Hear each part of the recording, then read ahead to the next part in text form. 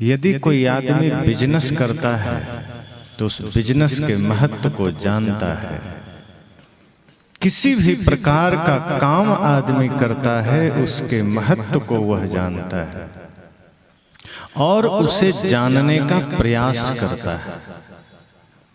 ऐसा कोई काम नहीं जिसको जाने बिना आदमी करने को राजी हो जाए। सत्संग भी जब हम जान लेते हैं इसकी महत्ता को, इसकी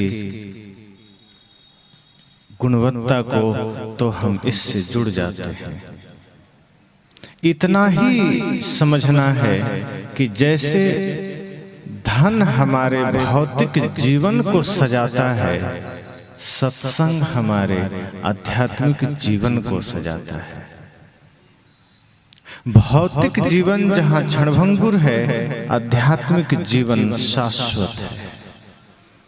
भौतिक जीवन का जहां एक समय के बाद विराम हो जाता है, लेकिन आध्यात्मिक जीवन सदा है, निरंतर है।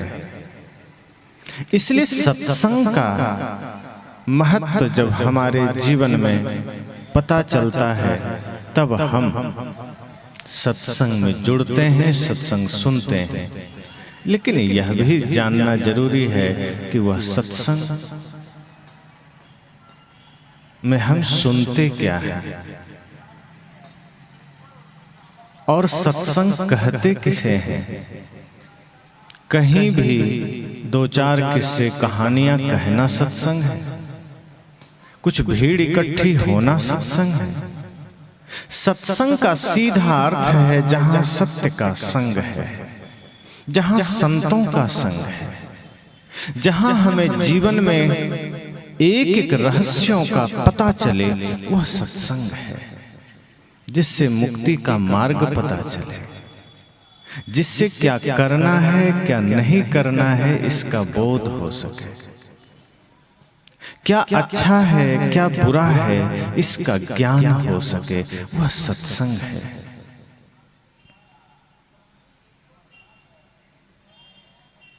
और निश्चय ही यह सत्संग 3 दिनों तक चलेगा। 3 दिनों में हम सबको अपने जीवन को समझने और अपने जीवन में एक बदलाव लाने का मार्ग मिलेगा। सत्संग कभी साधारण नहीं होता। शब्द साधारण होते हैं, लेकिन वे शब्द जो सत्संग के होते हैं, सत्य के होते हैं, उसमें इतना सामर्थ्य होता है कि वो पूरी मनुष्यता को बदल सके, पूरे समाज में एक परिवर्तन ला सके, रोती हुई मानवता में एक मुस्कुराहट आ सके। इतना सामर्थ्य सत्संग में होता है। और जितना भी समय हम सत्संग में देते हैं, वह समय हमारे जीवन को कीमती बना देता है। इसलिए जब किसी ने गोस्वामी जी से पूछा कि आपके नजरों में सबसे कीमती और महत्वपूर्ण समय कौन सा है, तो उन्होंने इतना ही कहा, धन्य घड़ी जब सोई सत्संगा। उन्होंने यह नहीं कहा कि वह घड़ी धन्य है जब तुम रुपये का बंडल गिन रहे हो, वह घड़ी धन्य है जब तुम परिवार के साथ बैठे हो, वह घड़ी धन्य है जब तुम व्यापार कर रहे हो। उन्होंने इतना ही कहा, ये तो तुम करोगे ही, पेट के लिए इतना तो आवश्यक है, ये तो सब करते हैं, लेकिन ध्यान रखना वह घड़ी धन्य है, वह घड़ी महत्वपूर्ण है जब तुम्हारा समय सत्संग में बीते, तुम्हारा समय संतों के संग में बीते, तुम्हारा समय ज्ञान में बीते।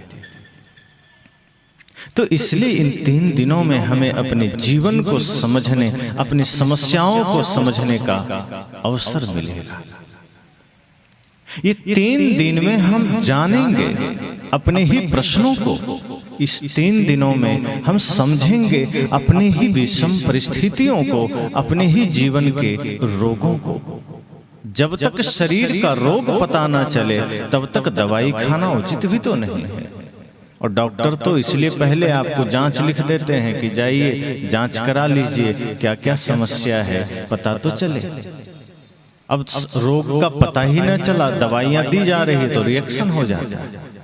कई डॉक्टर अनुभवी नहीं होते हैं और उनके पास अगर कोई मरीज चला गया तो वो अंदाज से ही 5-7 दवाई दे देते हैं कि कोई तो काम करेगा, रोग का तो पता चला नहीं।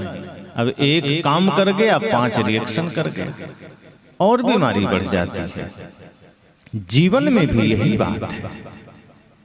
जब तक हमें अपने ही जीवन के प्रश्नों का पता ना हो, अपने ही रोगों का पता ना हो कि हमारे मन में रोग कौन कौन से हैं, तब तक उसका समाधान नहीं होता।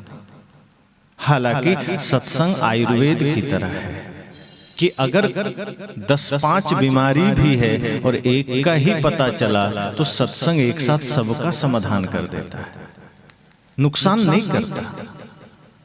सत्संग आयुर्वेद समझना कि यदि हमें इतना पता चला कि हमारे मन में कोई विकार है, कोई द्वेष है, कोई दोष है, कोई छल कपट है, तो सत्संग उन सबको एक साथ मिटा देता है। किसी भी प्रकार की समस्या हमारे मन में, हमारे जीवन में है, सत्संग उसे मिटा देता है। लेकिन मिटने को राजी हो तब तो। अगर हम अपने दोषों को छोड़ने को राजी हैं तो छूट जाएंगे, अगर हम उसे पकड़ने को राजी हैं तो छूटेंगे नहीं, कितना भी हम सत्संग में बैठे। सदगुरु ने कहा ना, पानी में मीन प्यासी मुझे सुन सुन आवत हासी। अब एक मछली ने कहा कि मुझे बड़ी प्यास लगी है। सदगुरु कबीर ने कहा तो हंसी की बात है, तुम पानी में ही हो, पानी के बिना तुम्हारा जीवन चल नहीं सकता, पानी के बाहर तुम जीवित ही न रह सकोगे, और तुम पानी में हो इसका प्रमाण यह है कि तुम जिंदा हो, और तुम्हारे जिंदा होने का सबूत है कि तुम जल में हो और फिर तुम प्यासे हो। ये हंसी की बात है, लेकिन वो मछली कोई और नहीं, ये मनुष्य है, इस समाज है। सदगुरु कहते हैं तुम भी ज्ञान के बीच बैठते, ऐसा कोई नहीं जिसके पास ज्ञान ना हो। छोटे से छोटे, बड़े से बड़े लोग के पास ज्ञान का भंडार है, कमी किसी के पास। पर सदगुरु कहते हैं फिर भी जीवन में दुख है, फिर भी मन में पीड़ा है, फिर भी आचरण में दोष है। इसका मतलब पानी में मीन प्यासी मुझे सुन सुन आवत हासी। अगर मन में द्वेष, मन में पीड़ा, मन में छल, मन में कपट है, इसका मतलब पानी में तो है, सत्संग में तो है, मंदिर में तो बैठे हैं, लेकिन मंदिर में बैठना हमारा किसी काम का नहीं। मंदिर में तो गए, तीर्थ में तो गए, संत दर्शन को तो गए, पर परिवर्तन ना आ सका, कोई बदलाव ना आ सका। ये सत्संग हमारे जीवन को बदलता है। तो मैंने कहा कि ये 3 दिन हम सब इतना ही जानेंगे कि हमें अपने जीवन को बदलना कैसे है, और 3 दिन होते होते आप पाएंगे कि जीवन में एक परिवर्तन का संकल्प जागृत हो उठेगा। आप अनुभव करेंगे कि 3 दिन के सत्संग के बाद आपके जीवन में एक संकल्प का भाव जागृत होगा कि निश्चय ही यह जीवन क्षणभंगुर है, बेहोशी में जीना उचित नहीं। हमारी यात्रा बेहोशी में होती है, इसलिए भूलें होती है। हमारी यात्रा मूर्छा में होती है, इसलिए त्रुटियां होती हैं। जीवन में त्रुटियां इन्हीं वजहों से होती। कभी क्रोध आया, कभी किसी की निंदा का भाव जगा, कभी किसी के प्रति द्वेष का भाव जगा, कभी ईर्ष्या का भाव जगा, कभी हिंसा का भाव जगा। संत कहते हैं ये भाव जगते ही तब हैं जब हम थोड़ी बेहोशी में होते हैं। आप अनुभव करेंगे, आप किसी पर क्रोध कर देते हैं, किसी को अपशब्द कह देते हैं, और कहने के कुछ देर बाद आपको महसूस होता है और आप कहते हैं ओह, चाहते तो नहीं थे, पता नहीं कैसे मुख से गुस्सा के शब्द निकल गए, कैसे गालियां निकल गई। आप कभी गाली दे देते हैं, किसी ने कहा कि आपको गाली नहीं देना चाहिए, फिर आप तब थोड़ा सा सोचते हैं और कहते हैं वो चाहते तो नहीं थे, पता नहीं गाली निकल कैसे गई। इसका इतना ही मतलब है कि गाली उस वक्त निकली जब आप अपने भीतर मौजूद नहीं थे, जब आप अनुपस्थित थे, और आपके अनुपस्थिति में मन ने भीतर से कचड़े बाहर कर दिए, भीतर के विकार को बाहर दिखा दिया संसार का। जब हम मौजूद होते हैं, जब हम जागरूक होते हैं, होश में होते हैं, तो फिर मन कभी भी आपके आज्ञा के विरुद्ध कार्य नहीं कर सकता। फिर क्रोध के भाव ना जगेंगे। कोई आदमी कहता है ना कि क्या करें, बीड़ी नहीं छूटती, शराब नहीं छूटती, ये सारे विकार तब हमारे जीवन में आते हैं जब हम बेहोशी में होते हैं। और शराब तो प्योर बेहोशी की बात है। लोग कहते हैं कि आदमी शराब पीता है बेहोश हो जाता है, कुछ भी बोलता है, दिमाग खो गया, बेहोशी में आ गया। संत कहते हैं ऐसा बिल्कुल नहीं है। वो बेहोश पहले ही हो गया इसलिए शराब पिया है। अगर होश में होता तो शराब छूता ही नहीं। वो बेहोश बाद में थोड़े हो, पहले ही हो गया। उसकी मूर्छा पहले ही आ गई, निद्रा पहले ही आ गई, तब उसने शराब को छुआ। पहले ही बेहोशी आ गई तब उसने गुटखा को छुआ, तब उसने झूठ को छुआ। इसलिए भले ही शरीर मंदिर में बैठा हो, भले ही शरीर सत्संग में बैठा हो, पर मन अगर बाजार का चक्कर काट रहा है, संसार का चक्कर काट रहा है, तो समझना शरीर यहाँ रहेगा लेकिन लाभ कुछ ना होगा। इसलिए मैंने कहा कि ये 3 दिन का सत्संग हमारे जीवन को बदलने के लिए, और ये संकल्प लेकर अगर बैठेंगे तो यह सत्संग हमारे जीवन के समस्याओं का समाधान बन सकता है। अगर यह संकल्प लेकर बैठेंगे तो यह सत्संग हमारे जीवन के प्रश्नों का उत्तर बन सकता है।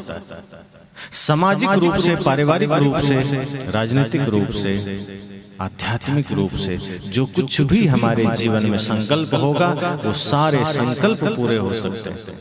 ये सत्संग सिर्फ हमारे आध्यात्मिक जीवन को ही सुंदर नहीं बनाता, हमारे व्यवहारिक जीवन को भी व्यवस्थित करता है, हमारे राजनीतिक जीवन को भी व्यवस्थित करता है, सामाजिक जीवन को भी व्यवस्थित करता है। सदगुरु कबीर यह नहीं कहते कि सिर्फ ध्यान करने बैठ जाओ और काम बन गया। वे कहते हैं अगर चलते चलते भी तुम्हें बढ़िया से सत्संग का भाव भीतर है तो तुम चलते चलते सत्संग कर सकते हो, बैठने की जरूरत नहीं। अगर सत्संग आचरण में उतर जाए तो तुम पढ़ते लिखते सत्संग कर सकते हो। झाड़ू लगाओ, मंदिर हो या आंगन, समझना सत्संग ही है, बस भाव पवित्र रहना चाहिए। आपका कर्म ही पूजा बन जाए तो सत्संग तो उतर ही गया, समझना। अगर आप घर में ही सेवा कर रहे हैं और वह सेवा का भाव पूजा का भाव बन जाए तो समझना आपका घर में ही सत्संग हो गया। अगर आप सड़क में झाड़ू लगा रहे हैं और वो सड़क आपके भीतर यह भाव जग जाए कि यह सड़क परमात्मा का ही आंगन है तो समझना कि वो पूजा ही हो गया। आप किसी को भोजन दे रहे हैं और ये समझना कि ये भोजन हम परमात्मा को ही दे रहे हैं तो भोजन भी प्रसाद हो जाएगा। यही तो फर्क है हमारे चिंतन में कि जैसे ही चिंतन बदलता है हमारी सोच बदलती है, जहां होते हैं वहीं सत्संग हो जाता है। फिर अलग से सत्संग में जाने की आवश्यकता कहाँ है। फिर जहां भी खड़े होते हैं वहीं से धर्म की यात्रा आरंभ हो जाती है, वहीं से ज्ञान की धारा प्रवाहित हो जाती है। और इसके लिए यहाँ वहां भटकने जाने की जरूरत नहीं पड़ती। फिर जहां खड़े हैं सत्संग समझना हो गया। अगर आपने किसी जीव जंतु की सेवा की, समझना परमात्मा की सेवा की। आपने भूखे को भोजन दिया, समझना परमात्मा को भोजन दिया। यह भाव एक बार जागृत तो हो और हुआ तो सत्संग हो गया। सत्संग मतलब यही है कि भीतर की चेतना का जग जाना, और वो आप अगर बाजार में हैं तो वहां ज्यादा जरूरी है। सत्संग में तो सभी शांत हैं, यहाँ किसी से किसी को विवाद थोड़े, यहाँ किसी से किसी को झगड़ा भी नहीं है, किसी को कोई अपशब्द भी नहीं कहेंगे, किसी से किसी को शिकायत भी नहीं है। असली मामला तो शुरू होता है बाजार में, घर में, संसार में। और जब वहां हम इसी भाव में जीने लगे तो समझना सत्संग वहां हो गया, और वहां सत्संग हो गया तो जीवन स्वर्ग बन गया, सुंदर बन गया।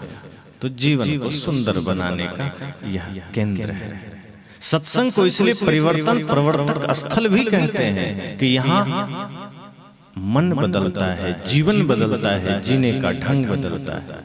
बिखरा हुआ परिवार एक सूत्र में बंधता है, ये वो स्थल है। बिखरा हुआ मन शांत होता है, टूटे हुए दिल जुड़ते हैं। जीवन में पैदा हुई अश्रद्धा श्रद्धा में बदलती है। यहाँ से हम जानते हैं कि माता पिता, गुरु और राष्ट्र के प्रति हमारा समर्पण कैसा हो, हमारी श्रद्धा कैसी हो। हम सत्संग कर तो लेते हैं, लेकिन न माँ बाप के प्रति हमारा समर्पण होता है, न राष्ट्र के प्रति, न गुरु के प्रति। आज जो देश में इतने सारे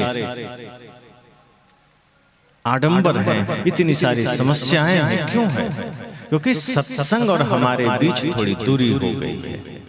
कहने और करने के बीच थोड़ी दूरी हो गई है। जिस दिन कहने करने के बीच एकता हो जाए, कथनी और करनी एक हो जाए, उस दिन सत्संग समाज में परिवर्तन ले आ सकता है। उस दिन इस समाज में फैले हुए बुराइयां मिट सकती है। एक बार एक सभा लगी थी, राजा भोज की सभा थी। राजा के सभा में एक प्रश्न आया। प्रश्न यह आया कि सबसे बड़ी दूरी किसके बीच है? तो काफी लोग बैठे थे। एक व्यक्ति खड़ा हुआ, कहा मेरे ख्याल से तो मेरे घर से और खेत की दूरी बहुत बड़ी दूरी, मुझे जाने का मन ही नहीं करता, इसलिए खेती खराब हो जाती है। आलसी आदमी था, उसने उसे ही ज्यादा दूरी समझा। इतना आलसी था कि खेत भी जाने में बोझ लगता था। उसने कहा राजन, मेरे घर से खेत की दूरी बड़ी दूरी है, मैं जा नहीं सकता। तो लोग थोड़ा हंसे, लेकिन राजा ने कहा कोई बात नहीं, इसने अपने मन की बात कही, अच्छी बात है। तो क्या यह मान लें कि घर से खेत की दूरी सबसे बड़ी दूरी है? तो दरबारियों ने कहा नहीं, ये कैसे हो सकता? खेत तो ऐसे भी टहलते 2-4 मिनट में, 10 मिनट में लोग पहुंच जाते हैं, ये दूरी बड़ी दूरी नहीं है। तो राजा ने कहा फिर अगला बताओ। दूसरा आदमी खड़ा हुआ, उसने कहा मेरे ख्याल से घर से दिल्ली की दूरी सबसे बड़ी दूरी है, क्योंकि सब कोई जा नहीं सकता, बड़ी मुश्किल है। तभी तीसरा आदमी हंसा, कहा ये भी कोई बात है, घर से दिल्ली, आजकल तो फ्लाइट की सुविधा है, ट्रेन की सुविधा है, जब बैठो पहुंच जाओ, शाम बैठो सुबह पहुंच जाओ। फ्लाइट में 1.5 से 2 घंटे लगते हैं, ये भी कोई दूरी तो नाप ली गई। तो राजा ने कहा इससे भी पूरी दूरी नहीं मानी जा सकती। तो तीसरे ने कहा कि मेरे ख्याल से घर से अमेरिका की दूरी सबसे बड़ी दूरी है, जहां सब नहीं जा सकते। तब लोग थोड़ा सा सोचने लगे कि बात तो सही कह रहा है, दम है थोड़ी बातों में।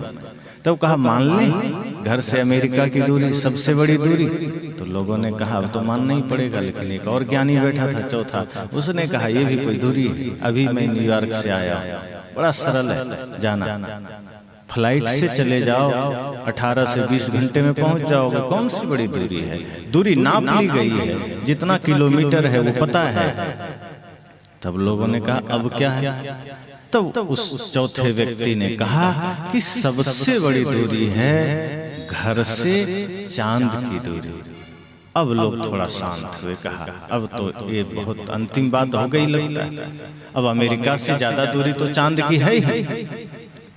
तो पांचवा आदमी ने कहा कि तुम्हें पता है कि घर से चांद की जो दूरी है उसे भी नाप लिया गया है और वहां भी लोग पहुंच गए हैं, इसलिए घर से चांद की दूरी भी कोई दूरी नहीं है।